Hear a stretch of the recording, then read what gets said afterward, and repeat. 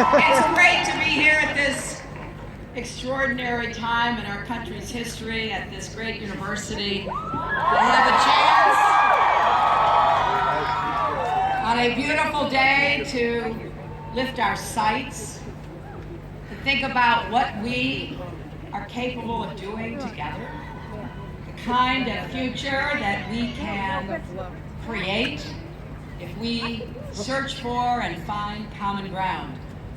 And it is thrilling to have traveled across our country to see the hopefulness, to talk about the positive changes that are occurring, to really see America at its best.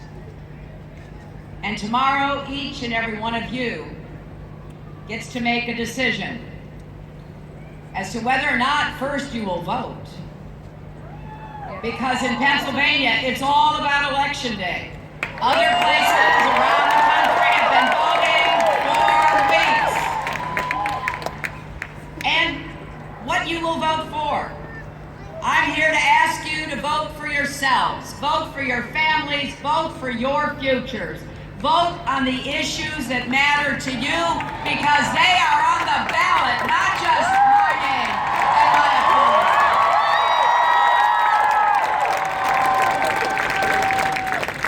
I want to thank Tom Colicchio for coming out here. He's in the middle of opening another one of his great restaurants, but he said he's got these two small kids and he just had to come and be part of lifting up this election and creating the kind of commitment that will bring a record-breaking number of Americans to vote. We are on the path to see more Americans vote than we have ever seen in our history.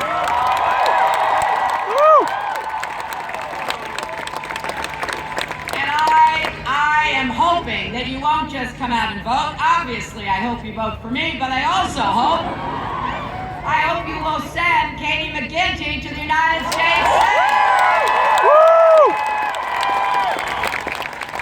We've got some great elected officials here, and I want to recognize Congressman Mike Doyle, County Executive Rich Fitzgerald, from Pittsburgh, Mayor Bill Peduto, Mayor John Fetterman. But mostly I'm here to say thanks. Thanks for taking time out to think about what the stakes are. I love you all too.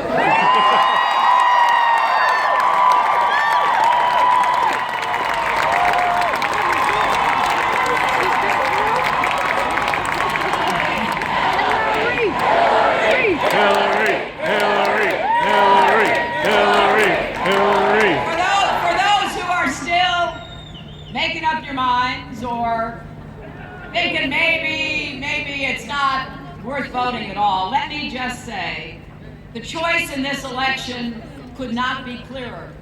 It really is between division or unity, between strong and steady leadership or a loose cannon, between an economy that works for everyone, not just those at the top, and an economy that is set up and run for those at the top.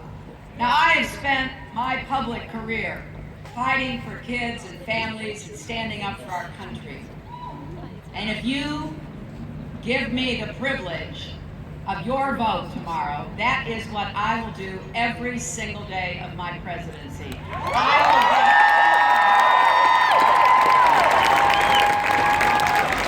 will think about what I can do that day to knock down barriers, to create opportunities so that you have the chance to fulfill your own dreams. You see, I believe America's best days are still ahead of us.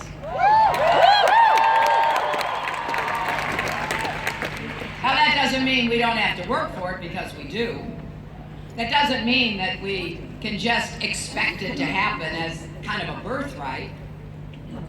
But I really believe that. I would not have worked for 18 months, traveled across our country, thought as hard as I have about what we need to do and how to do it together, proudly stand up and defend the legacy of President Obama, which has given our country progress in the right direction. If I did not believe with all my heart that we could do this, right? We can do this. We don't have to accept a dark and divisive vision for America. Tomorrow you can vote for a hopeful, inclusive, big-hearted America. And our core values are being tested in this election. And I know that people are frustrated. A lot of people feel left out and left behind. There's fear, even anger in our country. But I've got to say, anger is not a plan, my friends. If we're going to harness our energy and try to overcome our problems, then we got to start talking to each other again. And we have to get good ideas wherever they come from.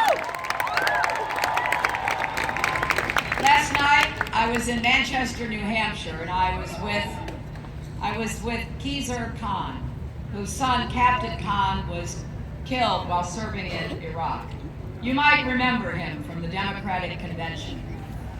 He was not a man seeking to be on the stage of a political convention, but when he heard my opponent say what he said about Muslims, and he looked at the flag that had been draped on his son's coffin, he felt compelled to speak out. He spoke powerfully about what America means to him and how we have to defend our values and our Constitution.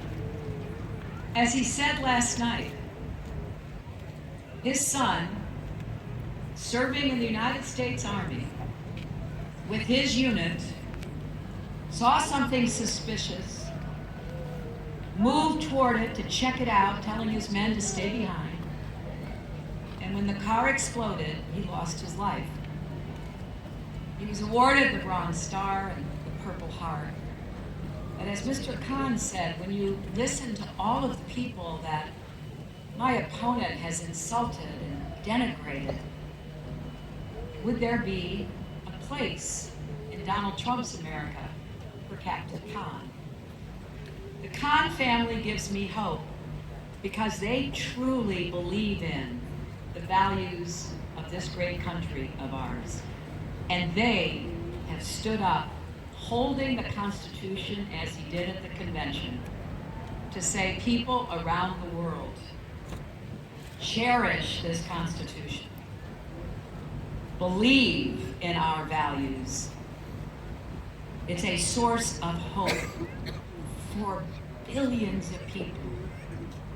We will never, ever let that go. And we will never let someone rip it away in the kind of negative, divisive, hateful campaign that we have seen on the other side.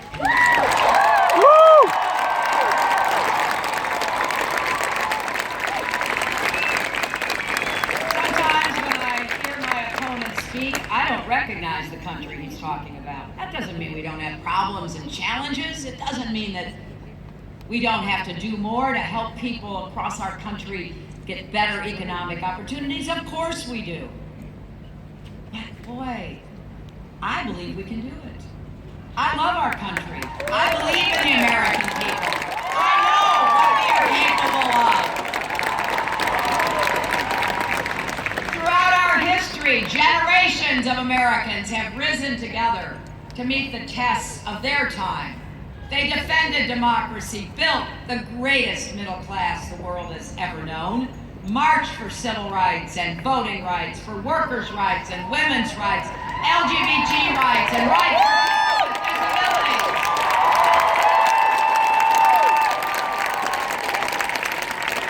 Tomorrow we face the test of our time.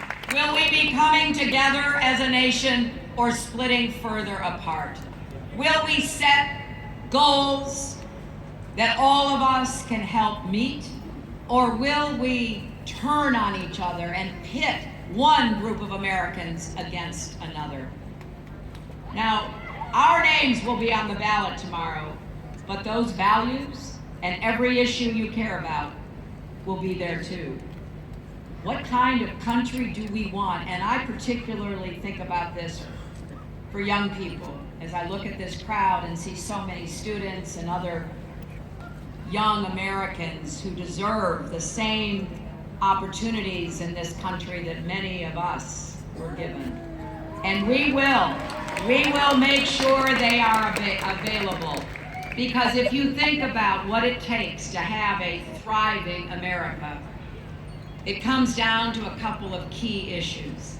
If you believe that America thrives when the middle class thrives, then you have to vote. We're going to make the biggest investment in good-paying jobs since World War II.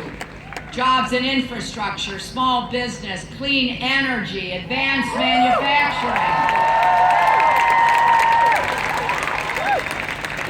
We're going to actually deliver on that, unlike my opponent who makes his products mostly overseas, buys cheap Chinese steel and aluminum instead of what's made by American steel workers right here in Pennsylvania. We're going to invest in America, and we're especially going to invest in communities that are left out and left behind. We're going to stand up for the right of workers to organize and bargain. We're going to get income rising across America. And if you believe that we need a fairer economy, as I do, then we're going to raise the national minimum wage because nobody who works full-time can still pay his mortgage. And we're going to do more to support working families with affordable child care, paid family leave, and finally equal pay for women's work.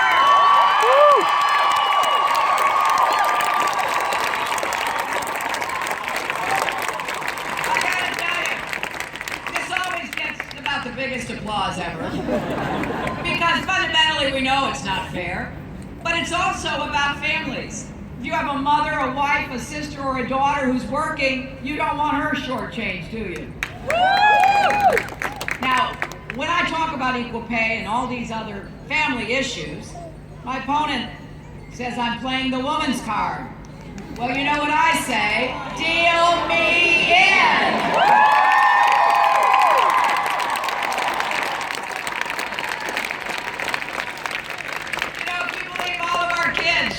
Schools and good teachers, no matter what zip code they live in.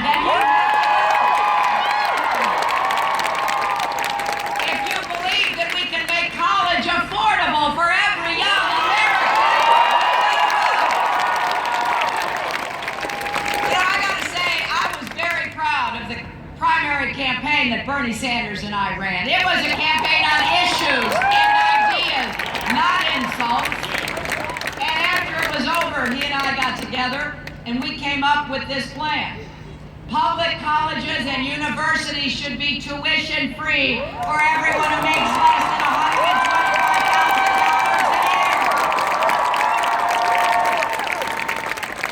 And it should be debt free for everyone else. I don't think you should go into this massive debt to get your education. It's good for you, it's good for your families, it's good for our country.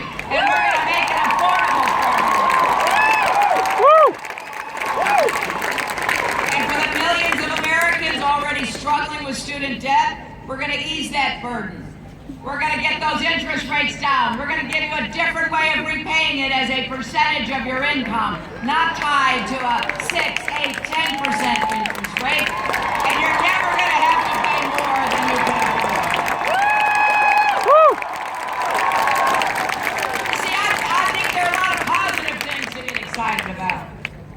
And I think the agenda we put forth in this campaign is one that will really give everybody hope.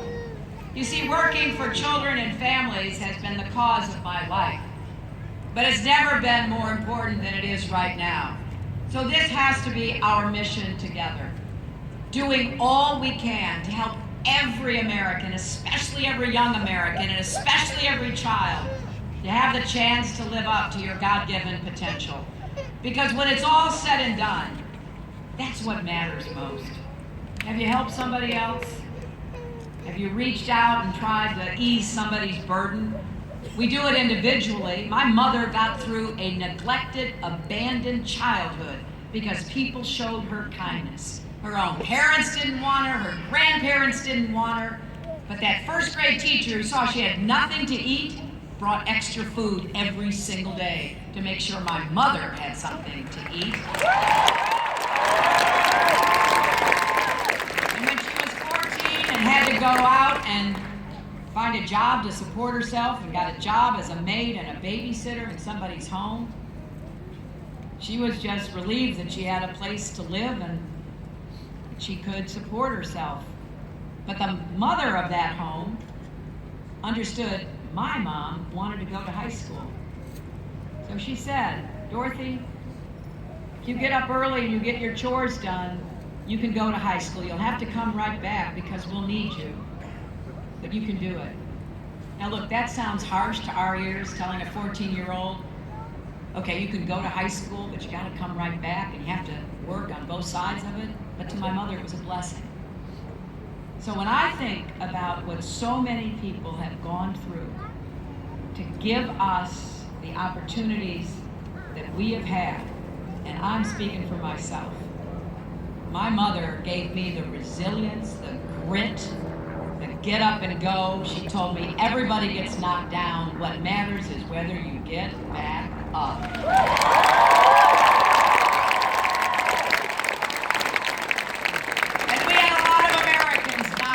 Because of the Great Recession, didn't we?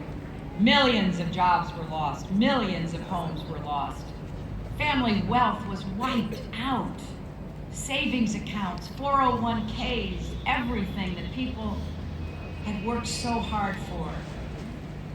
Well, we've dug ourselves out of the hole. Now we've got to get up. And we've got to make sure we don't leave anybody behind. I see this man standing here with a sign. Coal miners for Hillary, and I'll tell you so. I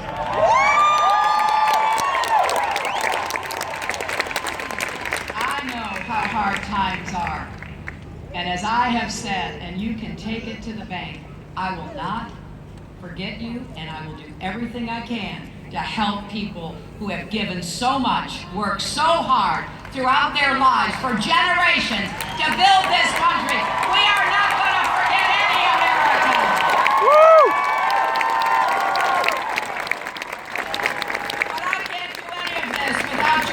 Tomorrow. This election is going to really set the course of our country. There's no doubt in my mind.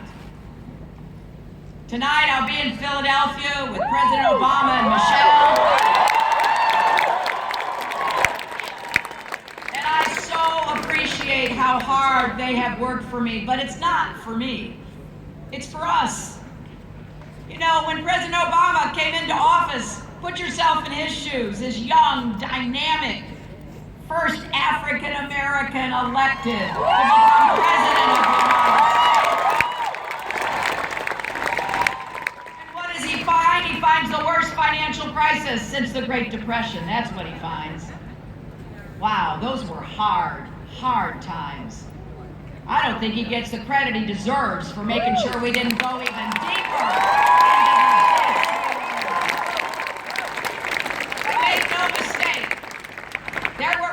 We ended up in that ditch. It didn't happen by accident. We had huge tax cuts on the wealthy.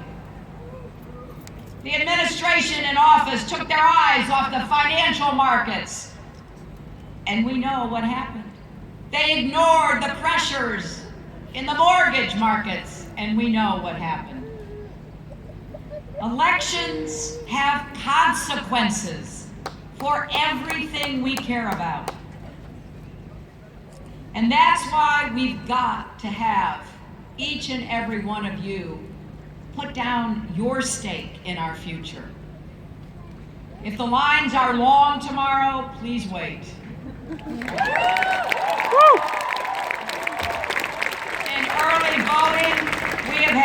people waiting in line for 2 and 3 hours. And there have been reporters and others going up and down the line asking people, all kinds of Americans, not one type, all types, why are you here? Because my future depends on it, they say.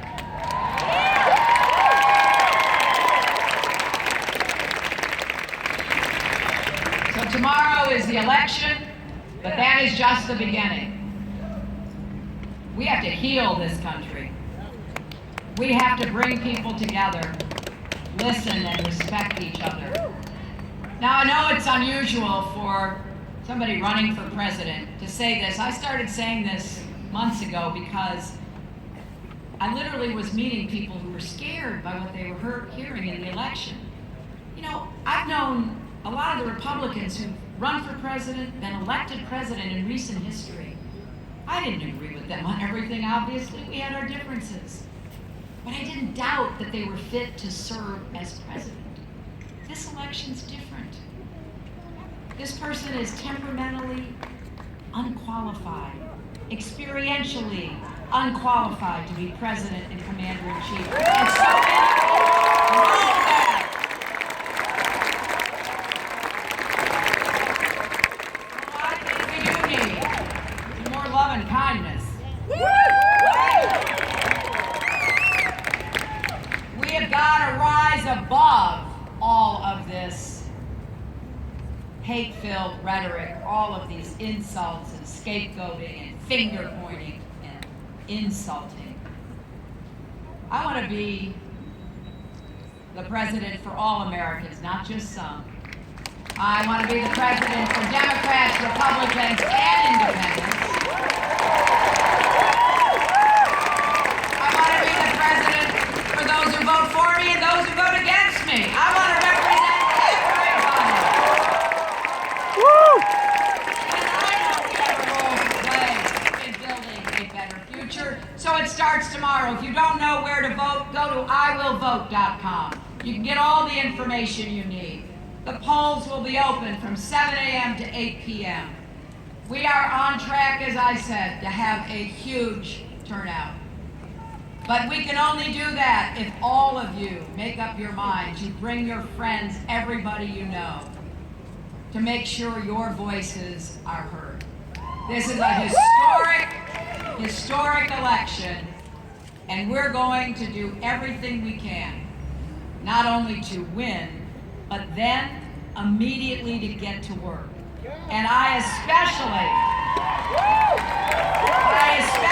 invite anyone who wants to volunteer for the next 24 hours. Go to HillaryClinton.com, text JOIN, J-O-I-N, to 47246. Stop by one of our offices. We would love to see you. Because when your kids and your grandkids ask you in the future what you did in 2016 when everything was on the line, you'll be able to say you voted for a stronger, fairer, better America where we build bridges